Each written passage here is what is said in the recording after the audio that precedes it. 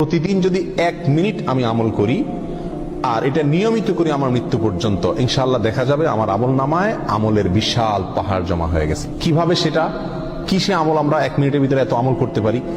কয়েকটা আমরা নজির স্বরূপ বলতে পারি। 1 মিনিটের ভিতরে আমি যদি সুবহানাল্লাহ পড়ি, 1 মিনিট সুবহানাল্লাহ পড়লে 100 বার সুবহানাল্লাহ বলা যায়। এটা পরীক্ষা করে দেখা হয়েছে, আপনি পরীক্ষা করে দেখতে পারেন। সুবহানাল্লাহ সুবহানাল্লাহ সুবহানাল্লাহ গুনে 100 বার সুবহানাল্লাহ পড়তে কতক্ষণ সময় লাগে? সর্বোচ্চ 1 মিনিট সময় লাগে। 1 মিনিট আপনি 100 বার সুবহানাল্লাহ পড়তে পারেন। আর 100 বার সুবহানাল্লাহ পড়লে কি হবে?